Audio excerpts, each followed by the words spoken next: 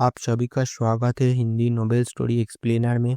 यहाँ पर हर एक स्टोरी आपको मैजिक सिस्टम रोमांस की एक जादुई सफ़र पे ले जाएगी। इस स्टोरी का सारा चरित्रों, स्थान, घटना सब कुछ काल्पनिक है। इसे वास्तविकता से जोड़ने का प्रयास ना करें। चलिए स्टोरी की तरफ आगे बढ़ते हैं। अध्याय 630 वास्तव में आनुवंशिक जीवों को पीछे की ओर ले जाया गया। मुझे लगता है कि हिगासाकुरा बड़ी मुसीबत में पड़ने वाला है। वे इसके लायक हैं। उनके लोग उम्मीद कर रहे थे कि आनुवंशिक रूप से संशोधित जीव चीन को मार देंगे, लेकिन अब वे आग से खेल रहे हैं और जल रहे हैं। इंटरनेट पर अनगिनत लोग इस पर गर्मागर्म चर्चा कर रहे हैं। 7-8 घंटे अनजाने में ही बीत गए। आनुवंशिक जीव चीन की तुलना में पूर्वी सकुरा के ज्यादा करीब हैं।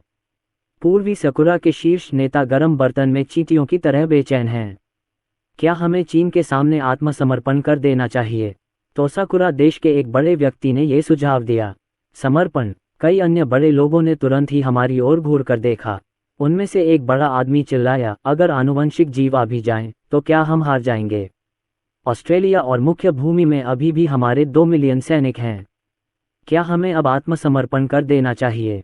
जिस बॉस ने अभी अभी आत्मसमर्पण का प्रस्ताव रखा था, उसने व्यंग्यात्मक मुस्कान के साथ कहा, अगर आनुवंशिक जीव नियंत्रण से बाहर हो गए तो हम चीन को धमकी नहीं दे सकते।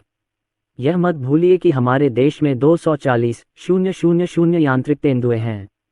सबसे अधिक संभावना है कि वे चले जाएंगे। क्या हम उन 240,000 यांत्रिक पैंथरों को हरा सकते हैं? सबके चेहरे के भाव थोड़े बदल गए। ये वास्तव में एक समस्या है। उन्हें इस तरह आत्मसमर्पण करने देना बिल्कुल असंभव है।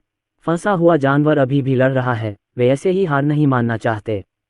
वे अच्छी तरह जानते थे कि हार मानने का मतलब मौत होगा। क्या यान सक्सेना उन्हें माफ कर पाएंगे? क्या चीन उन्हें माफ कर सकता है? क्या संपूर्ण अंतर्राष्ट्रीय समुदाय उन्हें माफ कर सकता है? अनजाने में ही समय बीत गया और अगला दिन आ गया।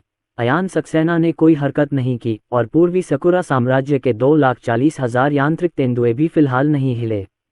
एक दिन बाद अयान सक्सेना की आंतरिक शक्ति लगभग वापस आ गई थी। हजारों आनुवंशिक रूप से संशोधित जीव भी पूर्वी सकुरा देश के बहुत करीब हैं। तोसाकुरा देश की कुछ नदियों पर कृत्रिम रोबोटों ने जीन प्रेरक गिराए और वे लंबे समय तक कार्य करने वाले जीन प्रेरक थे। ये जीन प्रेरक ठोस होते हैं। वे धीरे धीरे घुलते हैं और जीन प्रेरक को मुक्त करते हैं। आनुवंशिक प्रेरक नदियों के साथ समुद्र में प्रवाहित होंगे, जिससे बड़ी संख्या में आनुवंशिक जीव तटीय जल की ओर आकर्षित होंगे तथा कई आनुवंशिक जीव नदियों के साथ अंतर्देशीय क्षेत्रों में प्रवाहित होंगे।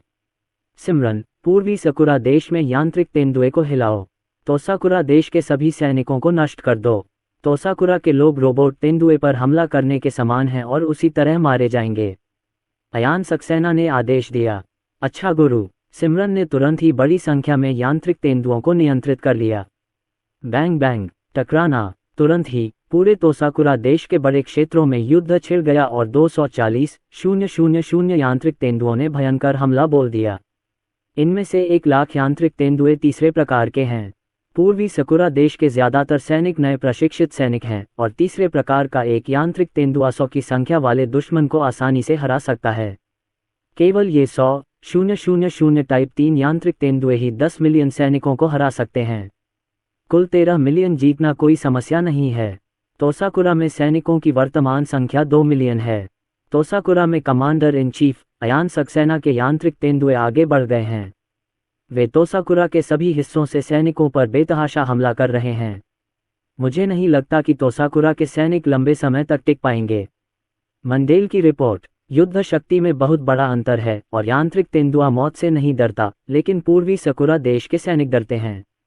इस युद्ध में कोई रहस्य नहीं है। यहाँ ऑस्ट्रेलिया में अयान सक्सेना ने तोसाकुरा देश के युद्धपोतों की ओर उड़ान भरी। शुरू करना। कई मिसाइलों ने अयान सक्सेना पर तेजी से हमला किया। ये सभी औसत शक्ति वाली एंटी एयरक्राफ्ट मिसाइलें हैं। अयान सक्सेना अब भारी मिसाइलों का भी सामना कर सकता है, इसलिए ऐसी कम शक्ति वाली एंटी एयरक्राफ्ट मिसाइलें उसके लिए बस एक बूंद हैं। Boom boom. जब मिसाइल अयान सक्सेना के पास पहुंची तो वह स्वतः ही फट गई। विस्फोट की लपटों ने अयान सक्सेना को घेर लिया। इस स्थिति में लड़ाकू विमान टुकड़े टुकड़े हो जाता, लेकिन जब आग बुझी तो अयान सक्सेना अभी भी वहीं खड़ा था। ये जमीन पर किसी ने इसे दूरबीन से देखा। कुछ लोगों ने इस दृश्य को कैद करने के लिए टेलीफोटो कैमरे का भी इस्तेमाल किया।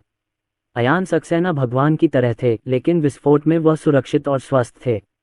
बूम बूम बूम, टिक टिक टिक, एक के बाद एक मिसाइलें आती रहीं।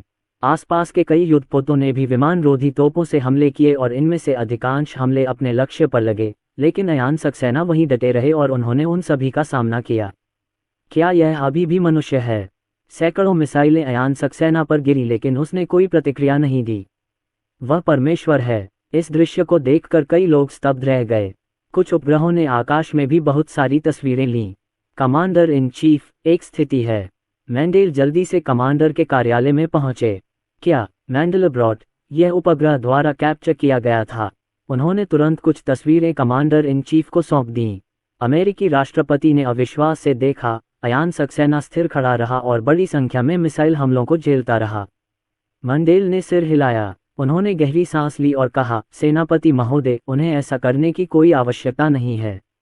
उन्होंने ऐसा हमें चेतावनी देने और दुनिया को ये बताने के लिए किया कि वे ही दुनिया के शासक हैं। अमेरिकी राष्ट्रपति चुप रहे। यहाँ तक कि मिसाइलें भी उसे नहीं मार सकती। अयान सक्सेना अजेय है।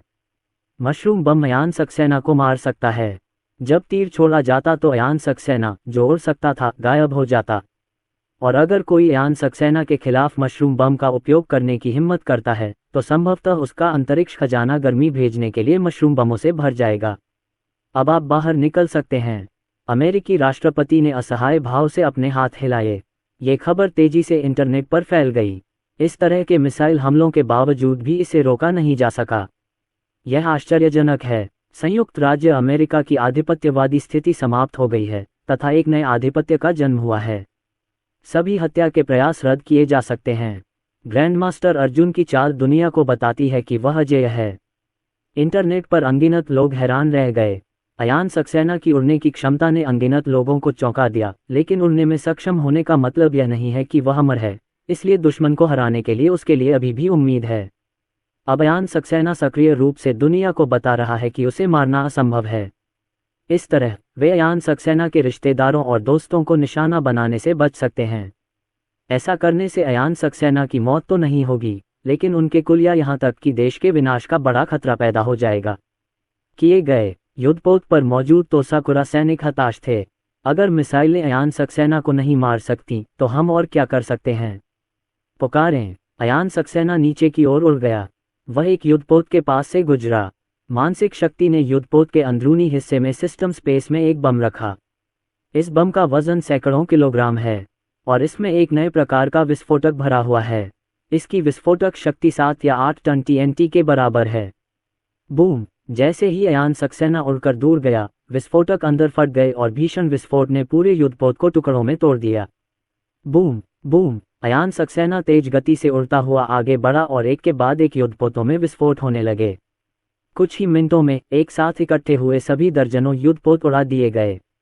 ये भयानक है। 5 मिनट से भी कम समय में दर्जनों युद्धपोत नष्ट कर दिए गए। अमेरिकी विमानवाहक पोत अयान सक्सेना की तुलना में कुछ भी नहीं है। मुख्य भूमि के कुछ देशों के पत्रकार आश्चर्यचकित रह गए। वे अयान सक्सेना और बेड़े के बीच टकराव को रिकॉर्ड करने आए थे, लेकिन अप्रत्याशित रूप से उन्होंने जो रिकॉर्ड किया वह एक तरफा नरसंहार था। अपनी भयानक रक्षात्मक क्षमता दिखाने के बाद अयान सक्सेना ने अपनी भयानक आक्रामक शक्ति का भी प्रदर्शन किया। पुकारें। अयान सक्सेना वापस उड़ गया। वह यहाँ बंदरगाह पर उतरा। यहाँ तोसाकुरा देश के काफी सैनिक थे, लेकिन वे भाग गए। केवल कुछ देशों के पत्रकार ही बचे हैं। वे अयान सक्सेना को आश्चर्य से देखने लगे। दर्जनों पत्रकार तस्वीरें और वीडियो ले रहे थे, लेकिन एक पल के लिए किसी ने आगे बढ़कर सवाल पूछने की हिम्मत नहीं की। अयान सक्सेना द्वारा प्रदर्शित ताकत बहुत मजबूत थी। उन्होंने मिसाइल हमले को झेला और उनके कपड़ों को भी कोई नुकसान नहीं पहुंचा, तथा दर्जनों युद्धपोतों को अयान सक्सेना ने कुछ ही समय में नष्ट कर दिया।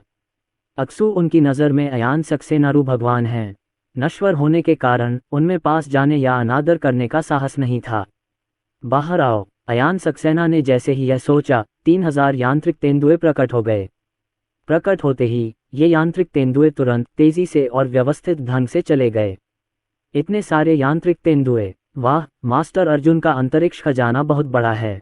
यह इतना बड़ा खजाना है कि यह अत्यंत शक्तिशाली होगा। पत्रकार धीमी आवाज में बात कर रहे थे।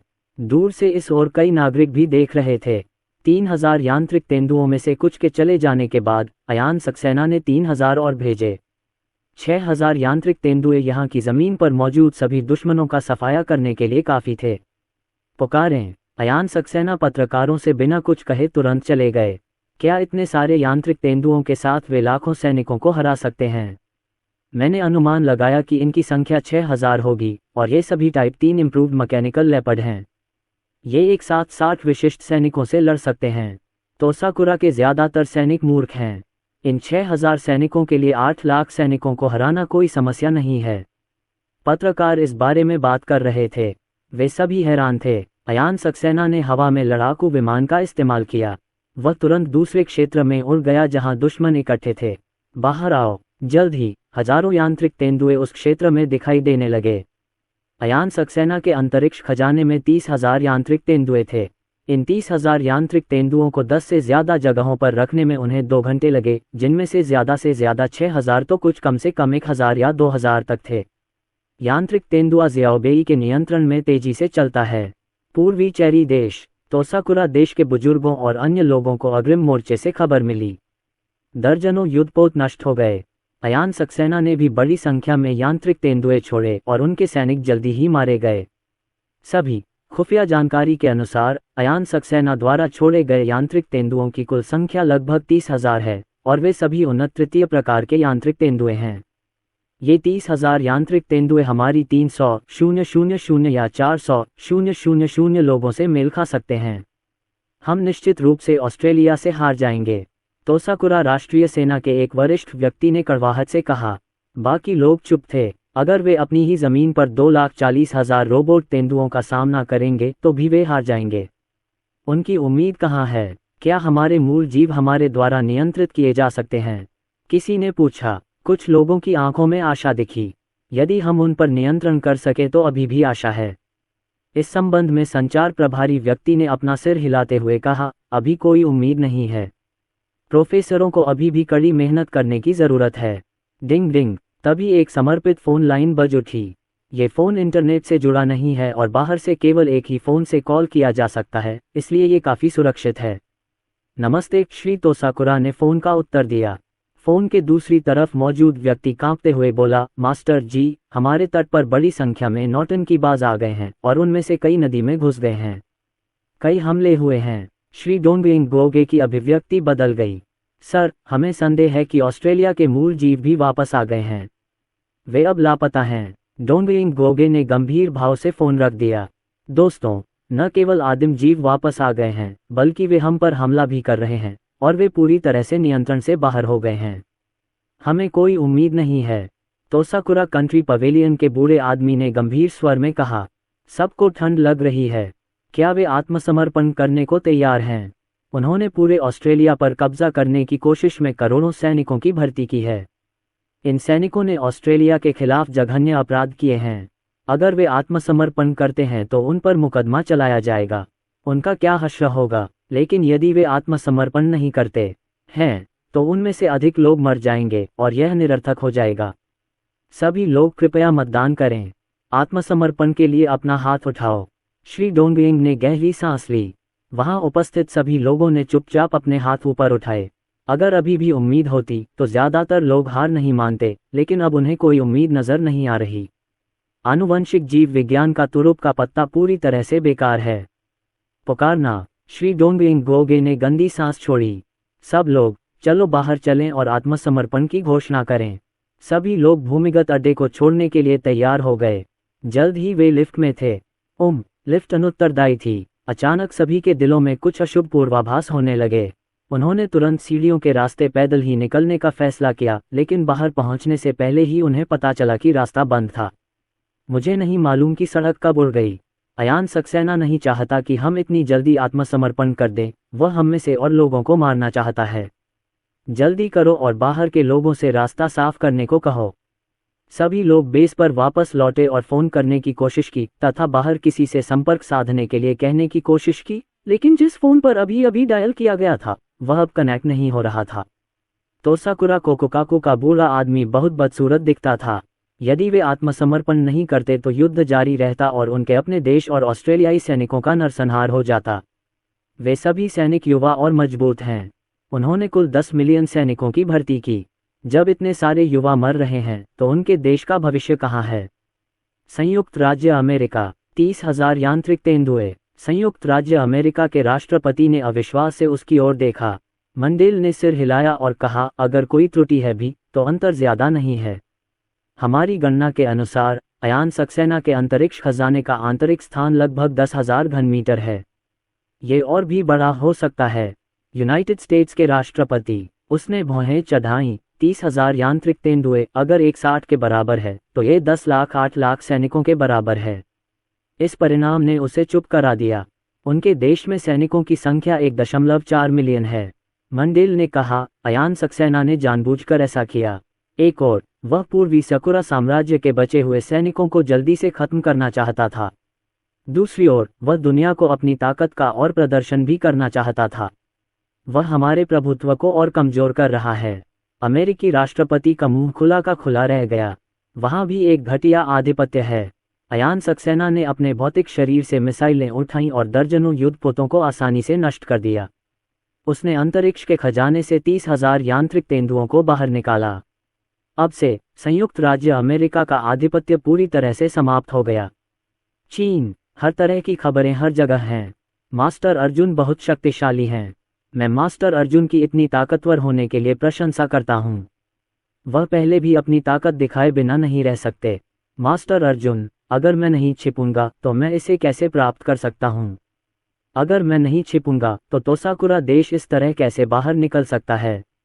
अयान सक्सेना के अनगिनत प्रशंसक बहुत उत्साहित थे। अनगिनत चीनी लोग भी उतने ही उत्साहित थे। तोसाकुरा देश के साथ खून का झगड़ा इस बार पूरी तरह से सुलझ गया। यांत्रिक तेंदुए मारने वाले अभी भी पूर्वी सकुरा देश के सैनिक हैं और ऐसा करने के उनके पास एक वाजिब कारण भी है। जहां तक आनुवंशिक रूप से संशोधित जीवों द्वारा अपने ही लोगों को मारने की बात है तो ये तो उन्होंने खुद ही बनाया है और वे इसके लायक हैं। आसमान में ऊपर अयान सक्सेना ने स्टील्थ लड़ाकू विमान को तेजी से आगे बढ़ाया। वह पूर्वी सकुरा देश की ओर जा रहा है। सिस्टम ने स्थान खाली कर दिया है। तोसाकुरा नेशनल बैंक के पास 800 टन से अधिक सोना आरक्षित है। सामरिक भंडार में कई दुर्लभ सामग्रियां भी हैं। ये उसकी लूट थी। 2 घंटे से अधिक समय के बाद अयान सक्सेना हिगाशिनगरा देश पहुंचे। वह सबसे पहले तोसाकुरा देश के केंद्रीय बैंक गए। यहाँ बड़ी मात्रा में सोना और अन्य मुद्राएं संग्रहित हैं। यांत्रिक तेंदुए ने पहले ही इस स्थान पर कब्जा कर लिया है। अयान सक्सेना की मानसिक शक्ति सीधे तिजोरी में चली गई और अगले ही पल तिजोरी में रखा सोना गायब हो गया। मौजूदा सोने की कीमत के हिसाब से 1 टन सोने की कीमत 700 से 800 मिलियन डॉलर है और पूर्वी सकुरा में 800 टन से ज्यादा सोने की कीमत 100 बिलियन डॉलर है। वह ये पैसा पूर्वी सकुरा को बिल्कुल नहीं देगा। सोने के अलावा तोसाकुरा का सेंट्रल बैंक बड़ी मात्रा में बैंक नोट भी रखता है, जिसे अयान सक्सेना ने स्वयं भी एकत्र किया था। इकट्ठा करो, इकट्ठा करो। समय बीतता जा रहा है और अयान सक्सेना व्यस्त है। उन्होंने तोसाकुरा देश के कई बैंकों का दौरा किया है और वे देश के संसाधन भंडार और अन्य स्थानों को जाने नहीं देंगे। ज़ियाओबेई को स्पष्ट रूप से पता है कि चीजें कहाँ हैं। उच्च अधिकारी अब तक आत्मसमर्पण क्यों नहीं करते? हम बिल्कुल नहीं जीत सकते। रोबोटों से लड़ने में हमारी जान चली जाएगी। आओ आत्मसमर्पण करें। तोसाकुरा की टुकड़ी में कई लोग बहस कर रहे थे। उन्होंने कई सफ़ेद झंडे बनाए और कई लोगों ने सफ़ेद झंडे फहराए। Bang bang, टकराना। ऐसा प्रतीत होता है कि यांत्रिक तेंदुए को इस बात का ध्यान ही नहीं था। वे लगातार इन सैनिकों पर हमला करते रहे और उन्हें मारते रहे। युद्ध में भाग लेने वाले सभी सैनिक पूर्वी सकुरा देश के सबसे अधिक युद्ध लड़ने वाले और कट्टर थे और अयान सक्सेनागन का उन्हें जीवित छोड़ने का कोई इरादा नहीं था। वे अभी भी हमला क्यों कर रहे हैं? ये खत्म हो गया है। अयान सक्सेना शायद हमारा आत्मसमर्पण स्वीकार नहीं करना चाहता। सैनिक हताश थे। उनमें से कुछ ने प्रतिरोध किया, लेकिन यह व्यर्थ था। ताकत में अंतर बहुत बड़ा है। पूर्वी सकुरा की ओर स्थित 140,000 यांत्रिक तेंदुए उनके 1 करोड़ से ज्यादा नए सैनिकों का मुकाबला कर सकते हैं। उनके क्षेत्र में सैनिकों की संख्या 20 लाख से घटाकर केवल 10 लाख कर दी गई है। चलो अपनी वर्दी उतारें और भाग जाएं। क्या विचार है? कई स्थानों पर बड़ी संख्या में भगोड़े लोग दिखाई देने लगे। हिगाशिनागाकू में भगोड़ों के लिए सजा बहुत कड़ी है, इसलिए वे भागने की हिम्मत नहीं जुटा पाते। लेकिन वे इस स्थिति में कुछ नहीं कर सकते। इससे बच निकलना इतना आसान नहीं है। ज़ियाओबेई ने उनकी पहचान पहले ही दर्ज कर ली थी और रोबोट तेंदुआ अच्छी तरह जानता था कि वे कैसे दिखते हैं। अगर वे अपनी सैन्य वर्दी भी उतार देते तो भी रोबोट तेंदुआ उन्हें पाकर उन पर हमला नहीं करता। मुझे मत मारो, मुझे मत मारो, एक तोसाकुरा सैनिक जो बचकर घर आया था उसने विनती की। नागरिकगण कृपया तुरंत घर छोड़ दें, वहां आए 3 यांत्रिक तेंदुओं में से एक ने कहा। तोसाकुरा सैनिक की पत्नी अपने बच्चे को गोद में लेकर भयभीत होकर घर से बाहर निकल गई। टकराना, अगले ही पल यांत्रिक तेंदुए ने एक बम गिरा दिया। बम फट गया और पूरा घर टुकड़े टुकड़े हो गया। 3 यांत्रिक पैंथर चले जाते हैं। उन्होंने नागरिकों का नरसंहार नहीं किया तथा दुश्मन को नष्ट करते समय इमारतों को कुछ नुकसान अवश्य हुआ। वो महिला फूट फूट कर रोने लगी। आदमी के बिना कोई घर नहीं है। उसे इतना पछतावा हुआ कि उसकी आंतें हरी हो गईं। आपने अपने पति को पहले सेना में भर्ती होने के लिए क्यों प्रोत्साहित किया था? इससे पहले उनका सपना था कि ऑस्ट्रेलिया पर कब्जा करने के बाद वे बड़े पैमाने पर जमीन हासिल कर सकेंगे और जमींदार बन सकेंगे। किसने सोचा था कि मेरे पास कुछ भी नहीं होगा? मेरे बैंक कार्ड का सारा पैसा खत्म हो गया है। न केवल उनके बैंक कार्डों का पैसा खत्म हो गया, बल्कि युद्ध में भाग लेने वाले सभी सैनिकों के बैंक कार्डों का सारा पैसा खत्म हो गया। युद्ध में भाग लेने वाले तोसाकुरा के सैनिकों की संख्या 1 करोड़ तक पहुंच गई। वे एक विकसित देश हैं और इन 1 करोड़ परिवारों की औसत बचत 5 लाख रुपये है, यानी कुल मिलाकर 500 अरब रुपये। अयान सक्सेना ने मुस्कुराते हुए उन सभी को स्वीकार कर लिया। अयान सक्सेना ने कई राष्ट्रीय संस्थानों से भी सहर्ष अनुदान स्वीकार किया। कुल राजस्व 10 ट्रिलियन रुपये से अधिक है। इनमें पूर्वी जापान द्वारा लिया गया विदेशी ऋण शामिल नहीं है। सिमरन, बाहरी दुनिया को एक संदेश भेजो। अब से तोसाकुरा द्वारा धारित सभी विदेशी राष्ट्रीय ऋण हमारे हो जाएंगे। अयान सक्सेनायु, पूर्वी सकुरा देश पर अमेरिकी ऋण 1 ट्रिलियन अमेरिकी डॉलर से अधिक है। अच्छा गुरु, जल्द ही अयान सक्सेना के डाइन पर एक संदेश भेजा गया। मास्टर अर्जुन बहुत क्रूर हैं। तोसाकुरा का राष्ट्रीय ऋण 1 ट्रिलियन अमेरिकी डॉलर से भी ज्यादा है। अब वे बड़ी मुसीबत में हैं। बहुत बढ़िया, हमें तोसाकुरा से इसी तरह निपटना चाहिए। अनुमान है कि तोसाकुरा भविष्य में एक गरीब देश बन जाएगा। ये बहुत संभव है कि वे भविष्य में केवल विशेष उद्योग ही विकसित कर सकें। बड़ी संख्या में चीनी नेटिजन्स बहुत उत्साहित हैं। संयुक्त राज्य अमेरिका में बहुत से लोग घबराए हुए हैं। जब ये समाचार जारी किया जाता है तो रक्तस्राव के संकेत मिलते हैं। अयान सक्सेना पर ईस्टर्न सकुरा का बहुत सारा अमेरिकी कर्ज है। अगर अयान सक्सेना बड़ी मात्रा में सामान बेचता है तो उसे इतने खरीदार कहाँ से मिलेंगे? तुरंत चीन से संपर्क करें। हम चीन के साथ सभी क्षेत्रों में आर्थिक और व्यापारिक सहयोग को गहरा करेंगे। अमेरिकी राष्ट्रपति ने गहरी आवाज में कहा। चीन के समर्थन के बदले उन्हें समझौता करना पड़ता है। आधे घंटे बाद डिंग डिंग, अयान सक्सेना का मोबाइल बज उठा। मिस्टर मेहता का फोन था। ज़ियाओलिन, क्या तुम व्यस्त हो? श्री मेहता ने मुस्कुराते हुए पूछा। अयान सक्सेनायु, मिस्टर मेहता, मेरा काम लगभग पूरा हो गया है। मैं आपके लिए क्या कर सकता हूँ? श्री मेहता, संयुक्त राज्य अमेरिका हमारे साथ सहयोग को मजबूत करना चाहता है। संयुक्त राज्य अमेरिका को नीचा दिखाना हमारे लिए अच्छी बात नहीं होगी।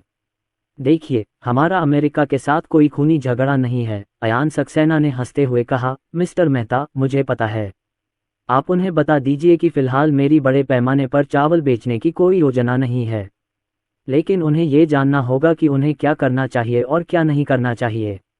श्री मेहता मुस्कुराए और बोले, आपके इस तरह समझाने के बाद भी अगर वे नहीं समझते तो वे सचमुच मूर्ख हैं। फोन रखने के बाद श्री मेहता को बहुत राहत मिली।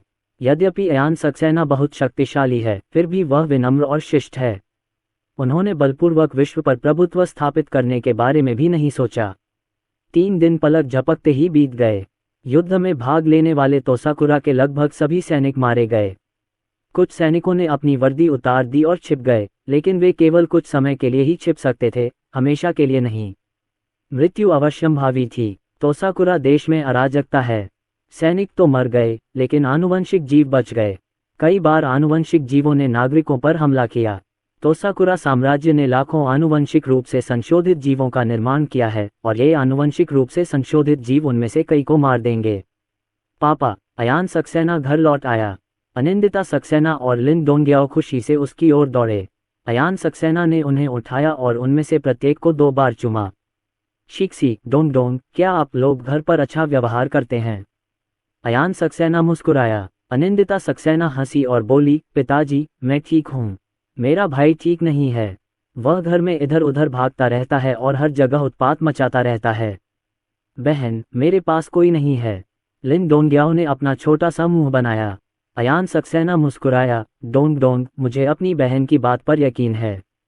लेकिन लड़के आमतौर पर लड़कियों से ज्यादा शरारती होते हैं, जो कि सामान्य बात है। बूढ़ा आदमी। रोशनी मेहरा करीब आ रही थी। अयान सक्सेना ने अनिंदिता सक्सेना को नीचे उतारा और उन्होंने रोशनी मेहरा को गले लगाया। प्रिय, मैं वापस आ गया हूँ। अयान सक्सेना मुस्कुराए और बोले, पहले मैं तुम्हारी जांच कर लूँ। जल्द ही अयान सक्सेना ने निरीक्षण खत्म कर दिया। रोशनी मेहरा स्वस्थ हैं और दोनों छोटे बच्चे भी स्वस्थ हैं।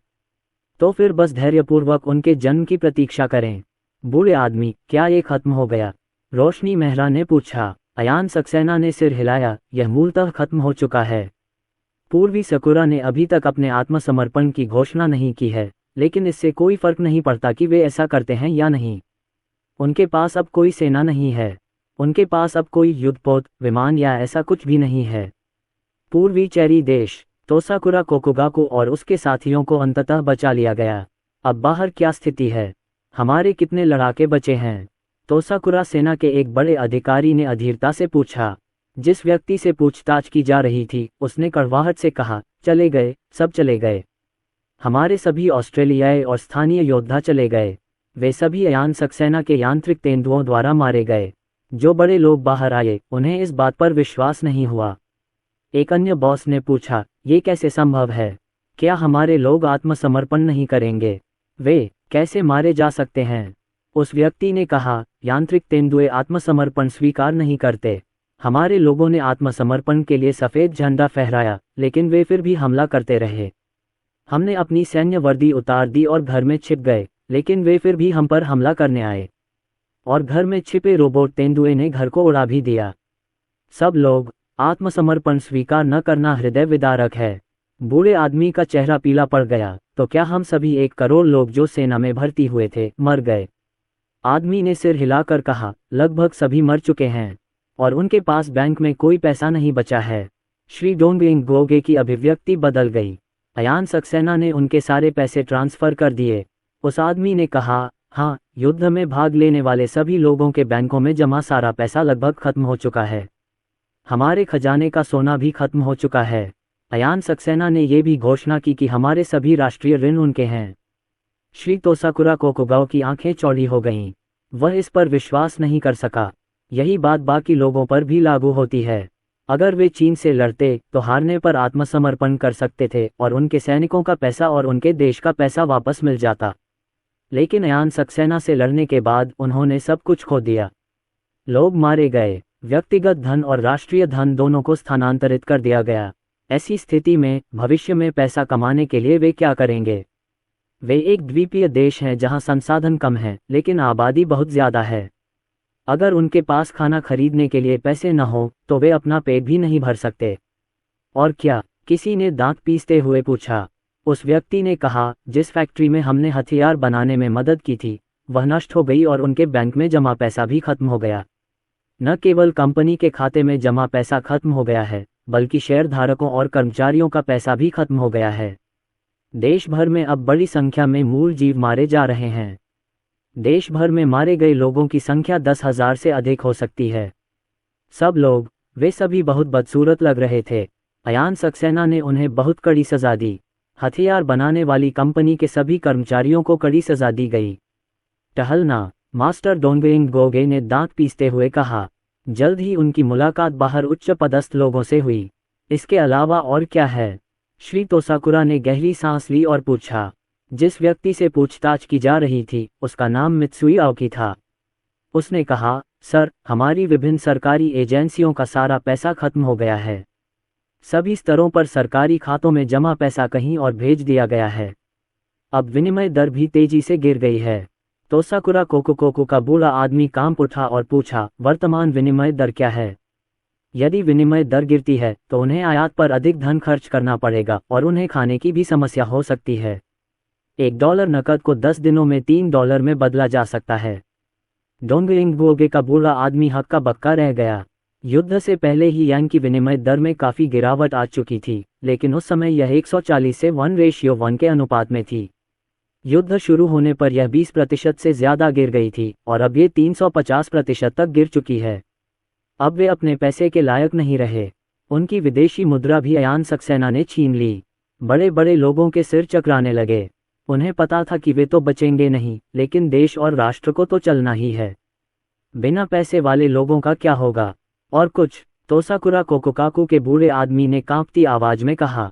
मित्सुई ओकी ने कहा, अयान सक्सेना ने कहा कि हमें सेना के पास हथियार रखने पर स्थायी रूप से प्रतिबंध लगा दिया गया है और नागरिकों को आग्नेयास्त्र रखने पर भी प्रतिबंध है। एक बार पता चलने पर यांत्रिक तेंदुआ सीधे अंदर जाएगा और उसे साफ कर देगा। उन्होंने ये भी कहा कि हमें भविष्य में दूसरे बच्चे के जन्म पर प्रतिबंध लगा देना चाहिए। सभी दंपति केवल एक ही बच्चा पैदा कर सकते हैं तथा जो लोग दूसरा बच्चा पैदा करेंगे उन्हें 10 साल की जेल की सजा दी जाएगी। उनमें से एक बड़ा आदमी इतना गुस्से में था कि वह गुस्से से कांप रहा था और गुस्से से बोला, वह चाहता है कि हम बर्बाद हो जाएं। एक दंपति केवल एक ही बच्चा पैदा कर सकता है और हमारी जनसंख्या कम होती जाएगी। धीरे धीरे हमारा देश और राष्ट्र खत्म हो जाएगा। मित्सुई ओकी ने गहरी सांस लेते हुए कहा। अयान सक्सेना ने यह भी कहा कि अगर हम महिलाएं दूसरे देशों में शादी कर लें और अपनी राष्ट्रीयता छोड़ दें तो हमें इससे कोई फर्क नहीं पड़ेगा। इससे हमारी जनसंख्या में गिरावट और तेज हो जाएगी। श्री डोंगरिंग गोगे का चेहरा लाल हो गया। और कुछ? मित्सुई ओकी ने सिर हिलाया। जैसे ही बड़े लोगों ने उसकी ओर देखा, मित्सुई ओकी ने आगे कहा, हमारे देश तोसाकुरा के पुरुषों के लिए अब से देश छोड़ने पर सख्त पाबंदी है।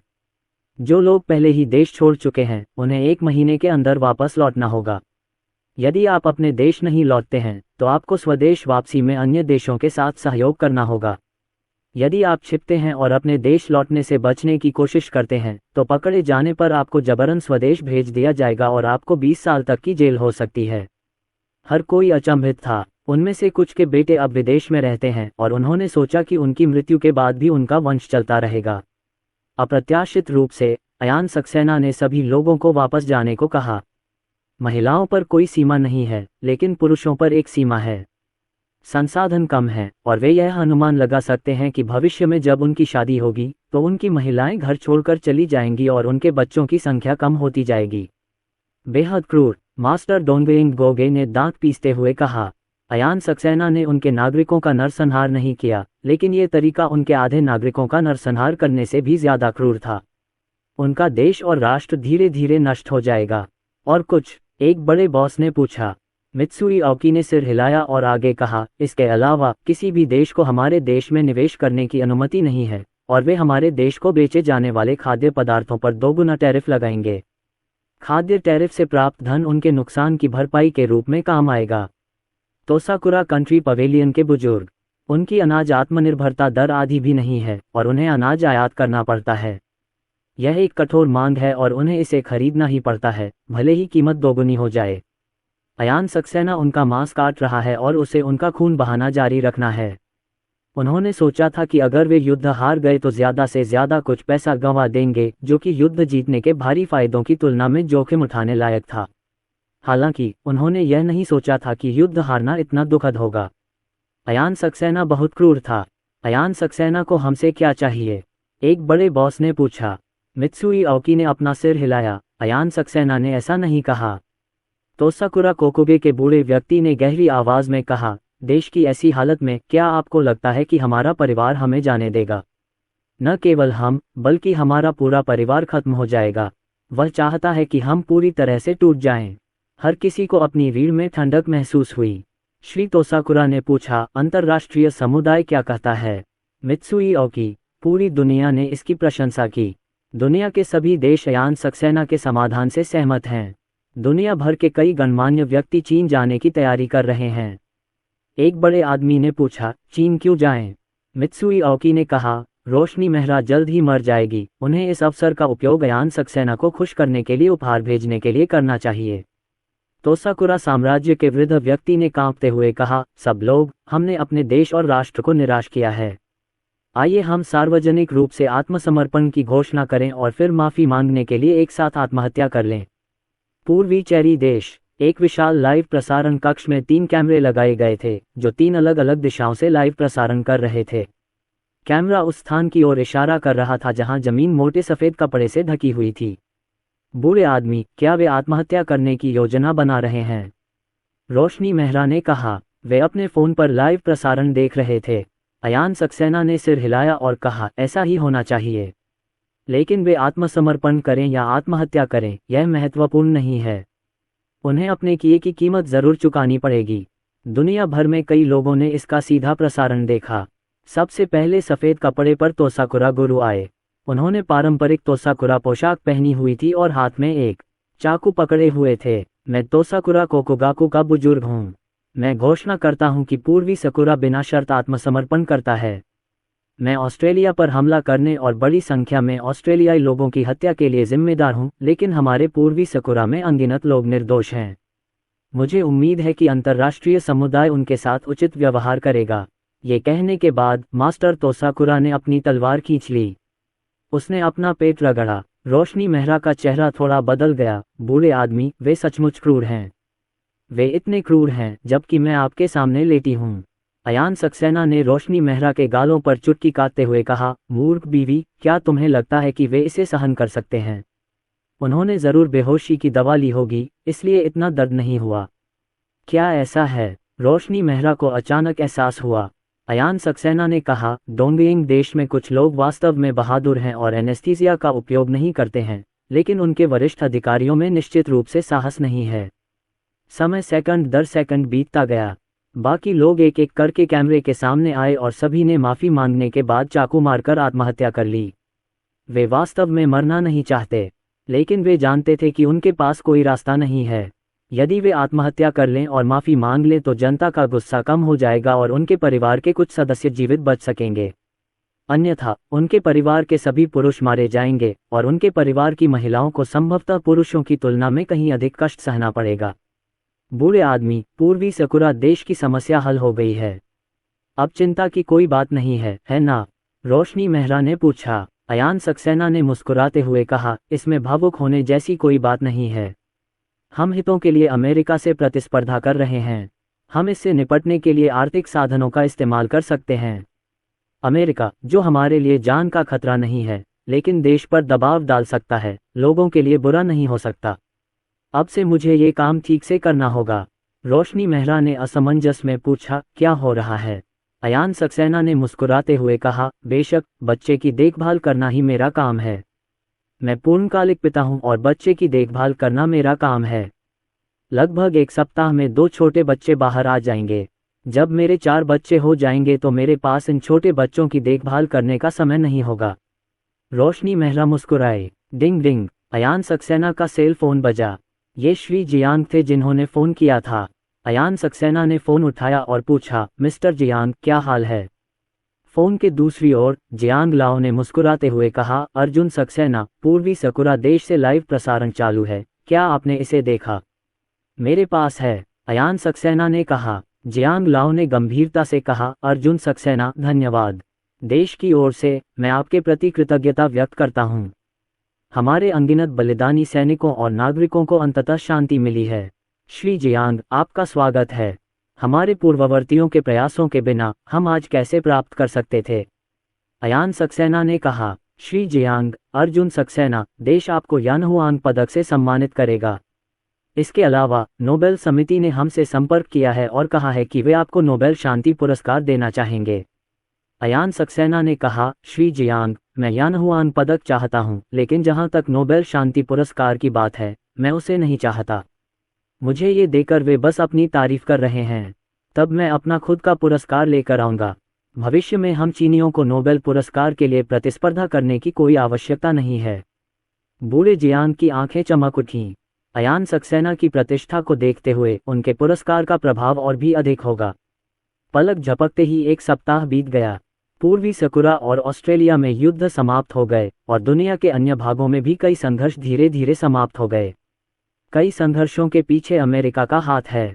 अब जब अमेरिका को पता चल गया है कि उसका प्रभुत्व खत्म हो गया है, तो उसने अपनी शक्ति वापस ले ली है। अगर वे भविष्य में अपनी मातृभूमि बचा पाएं तो ये बहुत अच्छा होगा। बहुत खूब। अस्पताल में एक बच्चे के रोने की आवाज़ सुनाई दी। आवाज़ से अयान सक्सेना को पता चल गया कि यह लिन झेनबेई थी। कुछ ही देर में पहली चीख सुनाई दी। लिन एनलान भी उपस्थित थे। अस्पताल के कई डॉक्टरों ने राहत की सांस ली। उन्होंने मिलकर काम किया, कुछ ने मां की देखभाल की तो कुछ ने दोनों बच्चों को साफ किया, कपड़े लपेटे और उन्हें बाहर भेज दिया। मास्टर अर्जुन, बधाई। ड्रैगन फीनिक्स जुड़वां, बच्चा और मां दोनों स्वस्थ हैं। 2 डॉक्टरों में से एक बाहर आया और बोला। अयान सक्सेना ने सिर हिलाया, धन्यवाद, आपने कड़ी मेहनत की है। उसने दोनों बच्चों को देखा और प्रसव कक्ष में चला गया। चेनमेई और सविता मेहरा खुशी खुशी दोनों बच्चों को ले गईं। पत्नी, तुमने बहुत मेहनत की है। अयान सक्सेना प्रसव कक्ष में पहुंचे और रोशनी मेहरा का हाथ पकड़ लिया। उन्होंने जल्दी से रोशनी मेहरा की हालत जांची। सभी डॉक्टर बेहतरीन थे और रोशनी मेहरा ठीक थी। बूढ़े आदमी, यह मुश्किल नहीं है। क्या जियाओबेई और लानलान ठीक हैं? रोशनी मेहरा ने पूछा। अयान सक्सेना ने सिर हिलाया, वे सब ठीक हैं। हमारे 2 और बच्चे हैं और मेरे माता पिता और आपके माता पिता सभी बहुत खुश हैं। रोशनी मेहरा, बूढ़े जियाओ, आपको जीक्सी और डोंगडोंग की भावनाओं पर ध्यान देना होगा। उन्हें अलग थलग महसूस न होने दें।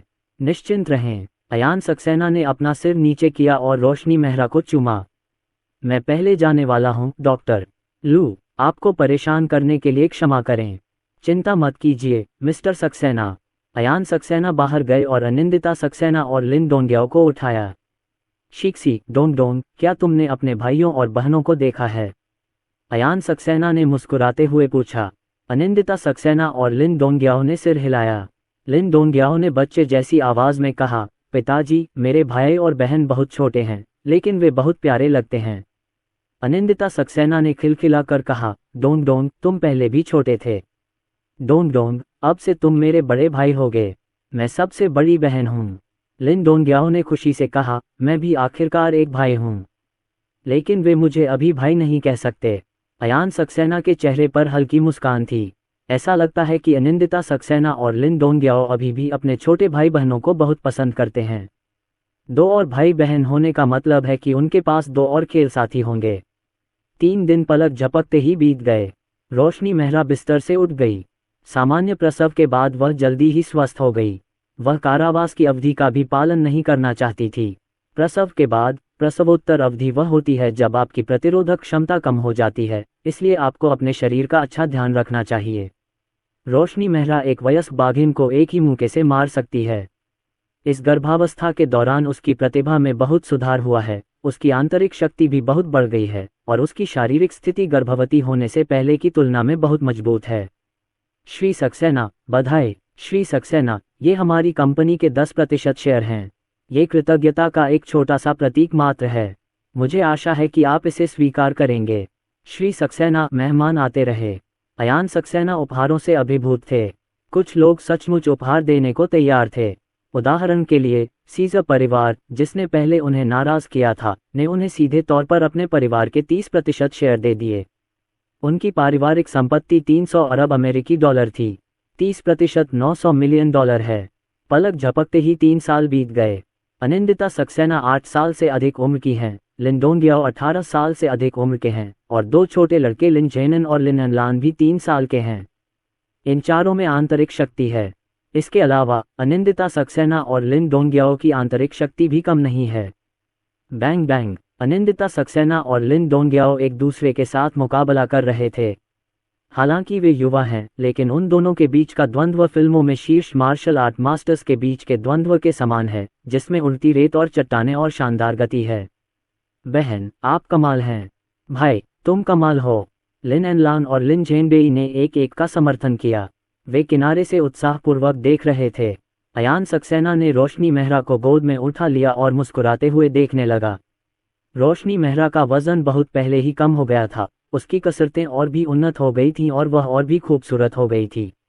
बूढ़े आदमी, अब आप कितने मजबूत हैं? रोशनी मेहरा ने उत्सुकता से पूछा।